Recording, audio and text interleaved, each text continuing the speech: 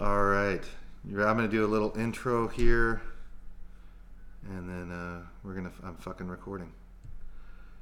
Hey, everybody. Welcome to new groundbreaking freaking territory here on Into the Fryer Ramblings from the Kitchen podcast. So this is my first time using Zoom to do the podcast. I'm super stoked. I got a good friend of mine, Jeff Fair. Fair, however the fuck you say your goddamn name. I just call him the Lama.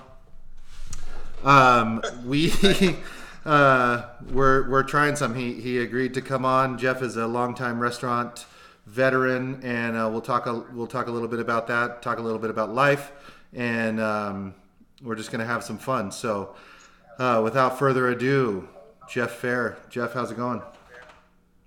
Man, I'm so happy talking to you. It's good to catch up, and I'm having a great time. It's pretty down here in Florida, and thoroughly enjoying myself.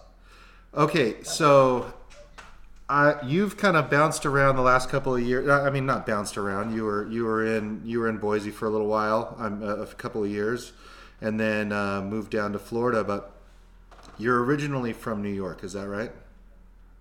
That is correct. Yes, that's where I was born there. Moved around a little bit in the deep south with my family, and from there back to New York, and then out to Utah. So kind of a circle now, back and forth sort of thing. Okay, and I know we've talked about that a couple of different times. What I kind of want to talk about a little bit is how you got started in the restaurant business, and you know what kind of avenues that you took to pave your way. And I mean, you've have extensive wine knowledge. I don't recall if we've ever talked about sommelier training, but I know that you've spent a number of years in the restaurant business on the front of the house side, and you have an extensive knowledge of wines. So why don't you tell me how you got started? It's kind of funny. So when I was in college, I ran delis. That's how I was paying my way to school. And then from there, I had a buddy open a restaurant. Got one of my best friends actually his first shipping job. And then he went to school. He runs a bunch of stuff back east now. Worked for some of the big companies. He actually did niche for Inal Airlines. Really kind of cool story to lay if you want to. But then moved out to Utah, and I discovered a crystalline white powder called Snow. I've heard of this. And what happened was I had to figure out how I was going to ski or snowboard and be on the mountain. So I worked in food service and started working in restaurants. So I started looking for restaurants in Salt Lake to work at. And I ended up working for Cucina Toscana for Walter Nazi, you know, the crazy Italian. Okay. And from there, I was there for about 4 years. And then I started really bouncing around in New York. I was exposed to wine because I did help open an Italian restaurant. I was there for about 2.5 years. But I never really enjoyed it, if that makes sense. It was just kind of a forced, like, you grow up in New York, in Italian, you're drinking Italian wine. There was never anything beyond that. So my response was pushback. Like, I don't want to know wine. I'll drink Guinness all day long. I'm Irish. And that was kind of where it stopped. And then, from there, what I ended up doing is I worked at Walters, and that kind of got me into the base of kind of the starting of the knowledge about wines. And then, as I progressed from restaurant to restaurant, it was learning by working. It was never a sit down. It was never a song course. It was never like going to the quartermaster sommeliers and getting my level 1. It was always based in just working knowledge. Because for me, I never learned I never read a book and understand it, but if you gave me something functional, I could comprehend and then carry it on to something else. So for me, drinking wine is how I got really good at it. And from there, you know, I drink a shitload of wine, but I never really got good at identifying the varietals or anything like that. It's funny you mention that because I wasn't either. I I just knew the names. For like the first probably 6 or 7 years, I already started working in fine dining. Cab, Merlot, Chianti, Barolo, Barbaresco. You knew we had a concept of it, but it wasn't anything crazy. And after that, you had the point of working at Pago, which was kind of the first farm table. And Scott Evans, he brought in some just, I mean, he had vendors coming into the restaurant when we were still building out the space. Excuse me, doing trainings and just, I mean, I had Susie Selby, who else? I had John Fetzer, the Fetzer family, Danny, Buckland. All these folks came in and we would sit down and it became experience. And the experience is what was really what got you to really loving one, not just knowing it, loving it. And that was the change. That was the sudden shift that really made me passionate about it. And then you have Francis Pinto from Libation Winery and those guys. He took us out to Napa for 7 days to go through a harvest and things like that. That's where we kind of started expanding. But back to the restaurants, I worked for Walter, and then I went to Amazon Center Street, which is Emma Gassman and Jensen G. worked. She was one of the partners for a while. And then it was Park City. And then I moved back to New York. My dad actually started a business working with wine, and he asked for my help. I moved back about 6 months and went back until after that and helped Frody Volder, who was the butcher at Pulos for a while. Prior to that, he owned the Vienna Bistro in Main Street. I didn't know that about him. Frody's a really cool cat. Get the chick. He's such a really interesting guy. Classically trained. He was Austrian search and rescue. He was a junior Olympian. The guy's an incredible skier. I mean, just mind-blowingly incredible. And you know the depot in Park City, right? Or Zoom in Park City. Zoom in Park City was Frody's original restaurant called Depot. Wow, I did not know that. Way back in the day. He's the one who put the kitchen in the railroad car. I mean, really kind of cool stuff. So he's been in Utah for, in the 80s. He was awesome. He's been there for a while. And just really kind of cool cast. So I came back and I helped him. And by chance, Scott Evans we met previously through the industry. And when he found out I was in town, he was like, hey, do you want to help me with a restaurant? And I'd already opened the one in Park City a couple years prior. Now, you know what? I'll do it. And we did at the bottom of the market. I mean, this is right at the stock market crash. I'm sitting there, my wife now, girlfriend at the time, I'm there going, I'm going to set you up because there's no way this place is going to fly. No one's going out to turn. And I'm happy I was wrong. And this place just took off. I mean, the first couple of months were slow, had kind of the kickers, but after that, we would open it 4 o'clock. We wouldn't stop serving until 12:30 for the first 6 months. And then the chef would be there at 7 in the morning the next day. And when we closed at 12, we would drink from 12 till 2. And then we'd go home and sleep and come back. And we got a point where even back in front of the house, stuff's like, hey, Mike, you need to come in early because, you're partying. And yeah, let's do it. And you roll in. It was just some, it's grunt work. You're skinning beats. You're breaking open fobby and things like that. Just things there going, God, why am I here? I can't get in bed. This is not my thing.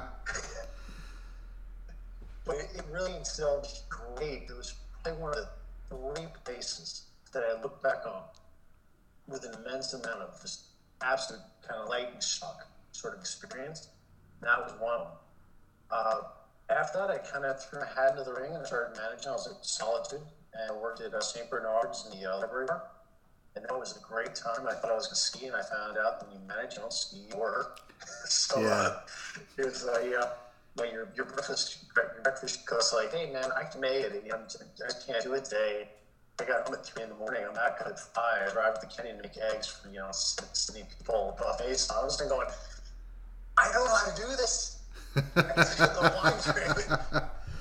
Thankfully, there, and I had a bunch of guys there, a bunch of shit to talk the hell about. I totally probably cheated you on everybody else and the money. I'm like, hey, I can't do this anymore. Follow this thing at the wheel. I need you to cook eggs. Bring your skis up. You don't talk to anybody. And I swear to God, get ski mask, ski off, and you'll be fine. So I had guys come up every once in a while and play bullshit when I could do it for the first month. I had to get him. And after that, took a vacation, and I got hired at Iguana. And that's the funny thing. I walked in, and I don't know if you know the story. I don't know if I told you. I wouldn't be a server because I'm like, there's no way I'm ever gonna manage again. Screw this, it's not gonna happen. I want my life back. And I walked into the meeting, and I went in like, I am gonna be a server. I was gonna knock it out. On my weekend off, whatever, this place busy. Right. And I roll in, and the time goes, how would you like to be a manager? It's like, oh, God. You like freaking vomited in your mouth a little bit. You're like, yeah,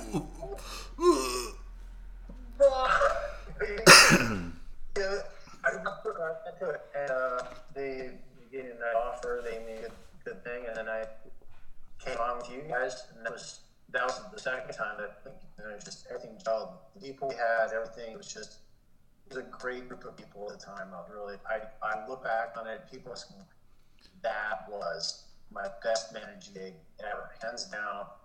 We always took care of each other. It was never a problem. It was tough, and it made it bad. And yeah. It was just, we all respected each other. It was cool. No, there was at one point. I mean, we had a good group of seasoned people that were able to move a lot of the noise or stuff to the outside and like really focus on just doing restaurant, which like that was I mean, I've been in the restaurant business, I mean, as long as you have, 25 years plus, and it's one of those things where sometimes you just want to tell your higher ups like, hey, I know you're fucking the owner or you're the GM or I know like you have direct control over my pay, but please just get the fuck out of the way and let us do restaurant and we'll be fine. Like if let the people that do like it was one of those things where like when I became a chef and I wasn't working like even there at Red Iguana, I didn't work the line every day until probably the last year, and I could get on the line and like do it, but a lot of the time because I didn't know every station by the back of my hand, I would mess up I would not be a very good cog in the machine. Like I would cause it to sputter and stop and start and do all these things.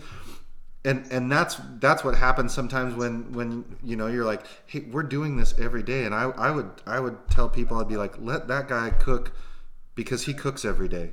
I don't cook every day. Let him do it. I'll stay out of his way and I'll give him direction if I need to. But yeah, we had a good group at a certain point that just knew how to handle the ups and downs and volume and the onslaught of people that kept coming through the door, and we always picked each other up. Well, it was funny. I remember first, like I think the third night I was there, I was actually managing, and I think Iz was there. I was in number one, right?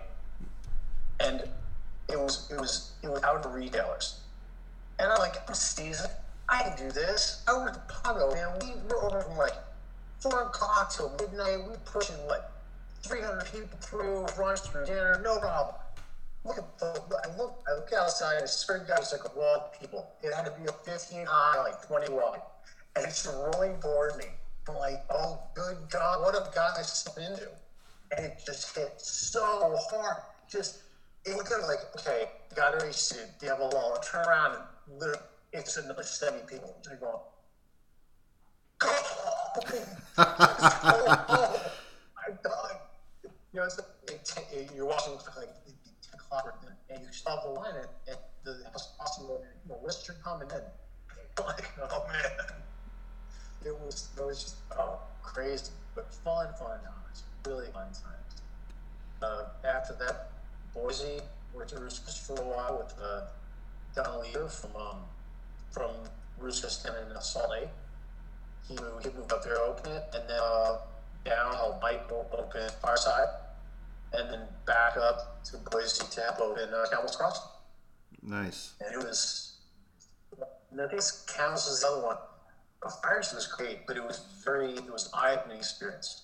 It really was, for the amount of work that was necessary to open, because that was the first vanilla shell build did. Like, that was literally from an empty space where we were doing work in there to save money. So we came in and all the woodwork Stephen Gardner did. So we hung all the reclaimed wood on the upper level. Sure. And you know, so it was incredibly, it was a great experience, but it was also just wickedly tiring. And then when it came back on in Boise with Camels, it was great because they haven't done build outs. I just walked in. It was a 39 seat house, 3 servers, pool tip, and a kitchen that was 10 by 10, and they just crushed it. It was incredible. Nice. What do you so Fireside is making a pretty good name for itself, and I know it's been a little bit of time since you've been, but do you keep your eye on the pulse of what's happening in Salt Lake, and what do you think of the dining scene, if you do? I keep it a little bit. I do every once in a while. For me, I used to read Yelp. I used to kind of do that stuff. I find it to be absolutely debilitating. As an industry professional, air quotes, I hate Yelp. I can't stand it. It's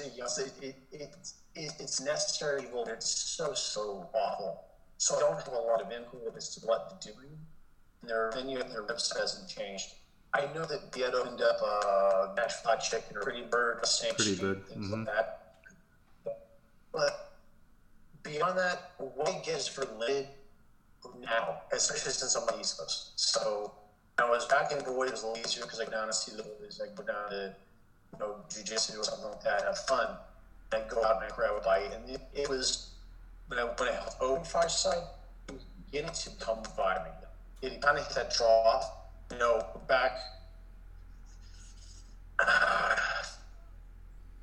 14, 15, it kind of settled for a second. It kind of just hit baseline and then took off again.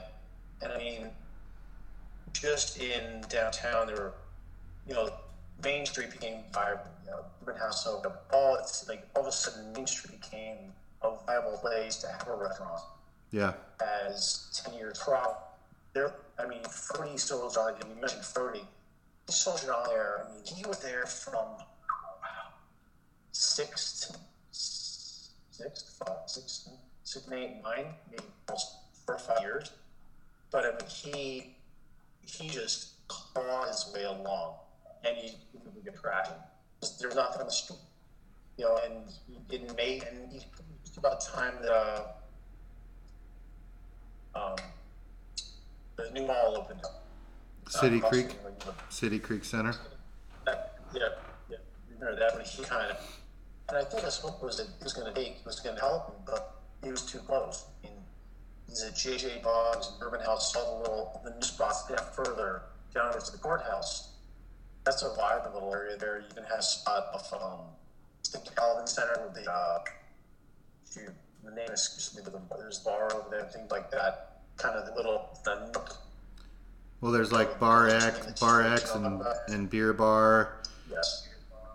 And then I think there's some other places downtown like Whiskey Street and White Horse and stuff like that are doing some cool stuff.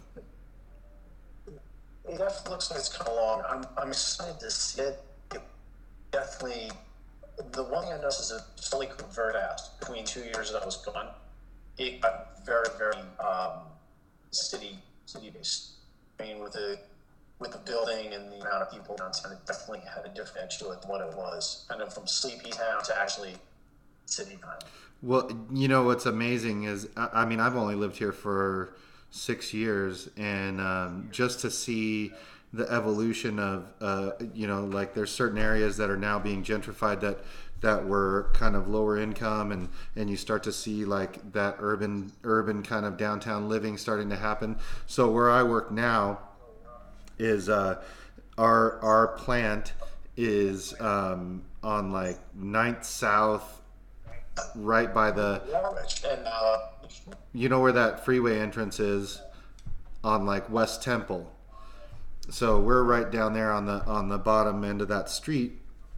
But on the corner, there's like Laziz, Mediterrina, Water Witch, like this. They just did this whole build out of like the, and then you go down and there's Blue Copper Coffee, and then a little like bodega market on the corner. And I mean, then like across the street, they've just built a bunch of condos, and like even down on Main Street, like in that really like kind of, I mean, let's be honest, like you would consider it a seedy area, like where. So I have a couple of customers that are down there, so I'm like driving up, on Main Street, and there's like the bar. I forget what it used to be called, Batters Up or whatever, but it's like Big Willie's now.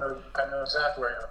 So like a cup, like whatever, 2 blocks or 3 blocks up from that, they just built these huge freaking like condos. And so you see it like happening where the influx of people that are coming in is starting to change, because you're getting people from different parts of the country with different tastes that want, that are calling for different things. It's kind of interesting. Oh, absolutely. I mean, it was neat to see it. Like, I got there in '98, so I got there really early in the game. And I remember flying to Salt Lake. They gave brother the windows. I kind of had a general idea what I was flying into. And my brother, we were flying down, he's elbowing me in the gut. He's like, dude, where's the city? What do you mean? It's like, it's Salt Lake City. It's like, where's the city? And at that point in time, there were like 2 tall buildings in town and church building. That was it. They had West Fargo, Quebec, and that was it. And it was literally like walking into the Wild West. It was no, just they considered fine dining was Olive Garden. I remember sitting there. I'm brutish like New Yorker. He's this slurping beast, just like, how you doing, right? And they're rolling. Seriously, dude. I didn't get polished in the lead a year before you saw me. So, but on class, right? And then this girl is really hard. I was like, hey, do you want out to dinner? Yeah, it's cool. And I had just gotten my stuff. I thought I got every month, but I got every quarter. So I'm like, I'm flush, man. I got cash.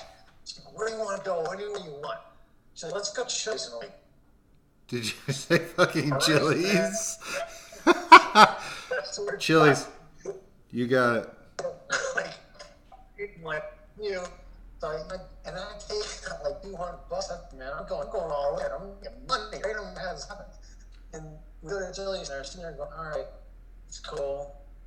And this start exploring the city. Everybody's saying they're all like, it's squatters and bedrock. No place really downtown other than Lama, Benihana, and Buffalo Deli. And there was a place called Mr. Z's Pizza, or Mr. Z's Pasta, where the pepperoni is. And it was horrendous. I went there one day. I go in, and you gotta imagine, I'm driving nuts. Everybody's like, you're aggressive, you're obnoxious. Because I speak my mind. I'm like, I work back east. How's the food? It's awful. Sorry. I'm choking it down. And I go in, it's like, I just spent $6 on this. Eat it. I don't care what it is. Like, I have no money. So roll in, and I remember sitting there, and they have the hot water bath, and they still make their fresh pasta. They put out this fish, Fredo, with a big dog. I was just like, oh Christ. It broke. They tried it to make it better. It was just like, it was water, and it was awful. All I could think of, was my bare ally. What is going on? So the next year, I spent trying to find a restaurant that actually made very good food. And the sad thing was Slaughter's a red. That was even place you went. You didn't even bother anyone else. That was kind of the thing. And then you had kind of Absolute, and then you had the Met Pop, and then as it started progressing, right at that turn of 2000, 2001 is where they started doing the Olympics, and they started to really ramp up for that. And then it started happening. Chris Ronald was there, but never really there, so didn't like it. And then it started to ramp up, and they had the first pop. and then it kind of down, and it started to climb again. It was kind of those little, like, like you said, it's growing to a city. I got there when it's still town, some skyscrapers, not even really. Sure. 17 stores was tall. That was good. Dude, But that was, experience. you know what's funny is I was talking to a chef a few weeks back about he kind of grew up here and spent a lot of. I mean, originally I think he was born in Colorado and his family's from Puerto Rico, so he spent time in Puerto Rico growing up, and then a lot of time here. And he's like he started talking and he's trying to be like super nice about he's all, well, Utah's a little, and he's like, Dan, and I'm like, dude, you can say whatever the fuck you want. He's like, all right, Utah's fucking boring, man. Like, it's fucking boring. He's like, when I get off work, it's nothing but half-assed diners and fucking chain restaurants, man. And and I started laughing because, my wife is from here, and I'm always at this awe phenomenon, like Utah. It's like a chain restaurant mecca, like not only for like established national chains, but like restaurants that start here, then all of a sudden you're like, holy shit, they're becoming a chain, and like there's one on every other freaking street corner. You're like, what in the hell?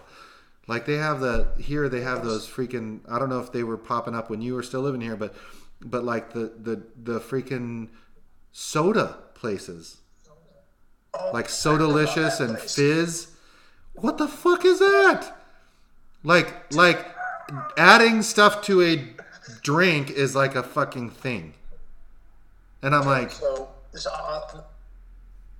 Yeah. speechless. Hey, so on that note, going back when I first moved here, right? The Department of Workforce Services 1010. It's funny. Karen and I were just talking about this the other day. You have local, and you have Workforce Services, and that's right across from the Copper. And on a corner where the Copper put originally was Palm Alley, but they changed it to Copper Commons or whatever. Yeah. That would pizzeria. Sicilia Pizzeria that moved over just to Zion across from the towers, right over on nothing. But they were there for years, right? And they never did anything. They never made any money.